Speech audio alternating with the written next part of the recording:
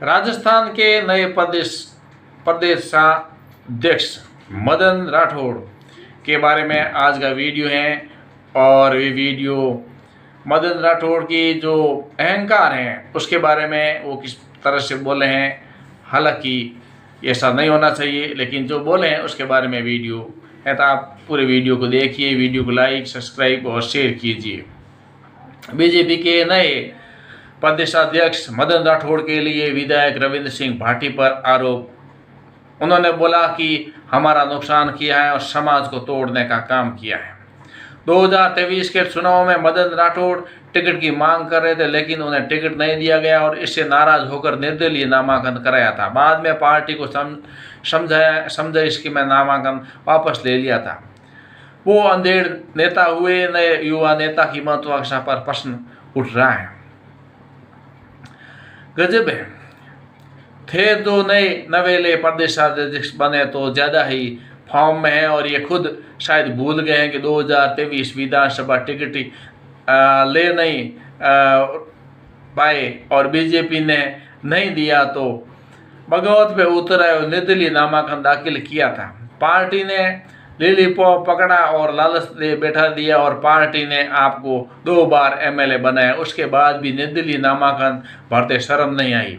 आपकी मानसिकता बताती है कि आप नए लोगों को आगे आने नहीं देना चाह रहे हैं और मूल विरोधी सोच है, युवा विरोधी सोच आपकी है।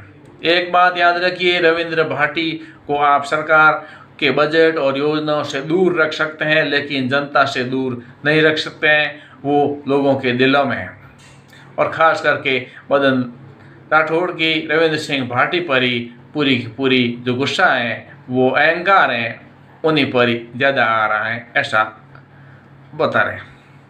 बायतू का हरीश जाट खुलकर एक जाति के खिलाफ विधानसभा में गलत कहा जाता है, और लक्ष्मणगढ़ का गोविंद जाट राजस्थान के सबसे बड़े वॉरियर फिंगर क्रीडेरियल पर सवाल उठाता है। खींवसर का हनुमान जाट सामंतवाद का RPL कर हमेशा एक ही जाट को टारगेट करता रहता है। लेकिन सर्वनियुक्त बीजेपी राज्य प्रदेशाध्यक्ष मदन जी के अनुसार राज्य में जातीय विद्वेष फैलाने के पीछे का कारण रविंद्र सिंह भाटी का मौजूदा स्टेट्स को चैलेंज कर निर्दलीय खड़ा होकर भाजपा को जो रेप प्लान ध्वस्त करना है, गेम प्लान को ध्वस्त करना है। जबकि रविंद्र ने ना तो कोई जातिगत बयान दिया आज तक, ना ही कोई डेमोक्रेसी में अपने चुनावी अभियान का हिस्सा बनाया, न चुनाव में ऐसा बोला कि वो जाति मेरे को पसंद है या वो जाति मेरी तरफ है। रविंद्र का पूरा इलेक्शन कैंपेन डेवलपमेंट के मुद्दे पर आधारित था, और बार बार अपने इंटरव्यूज में उन्होंने शिव की जनता की मूलभूत संसाधन दिलवाने की बात की और धार्मिक सहिष्णुता का प्रदर्शन करते हुए सभी समाजों एवं धर्मों से एक साथ रहकर अपने क्षेत्र के विकास की मांग की है। बस उसे निर्दलीय चुनाव लड़ लिया, इसलिए मदन जी के पिछवाड़े की आग लग गई।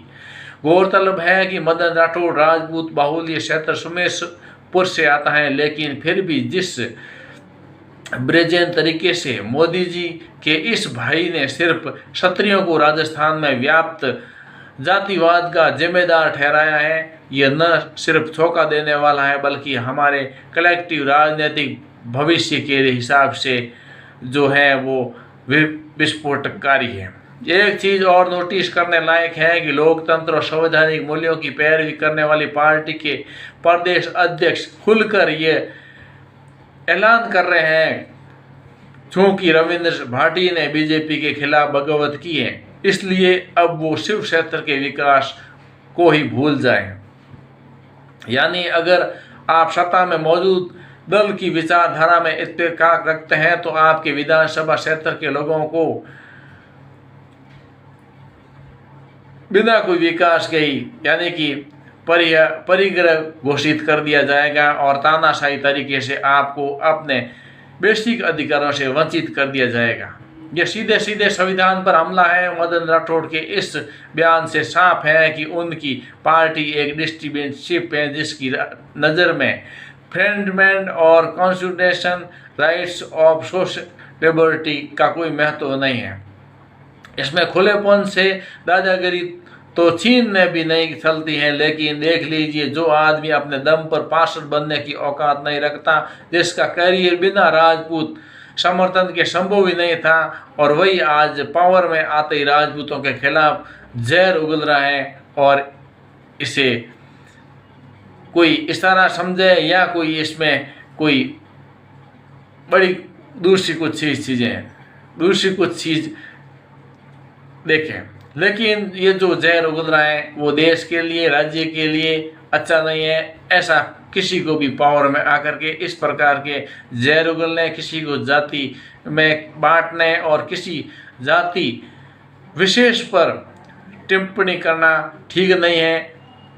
हाँ, पार्टी जब टिकट किसी को नहीं देती है तो व्यक्ति खुद अपने दम पर भी निर्दलीय के रूप में उतरने का अधिकार उसको है, लेकिन किसी जाति में विद्रोह करना और इस बिखराव करना, ये संविधान हमें आज्ञा नहीं देता है कि हमें बिखराव की ओर आना।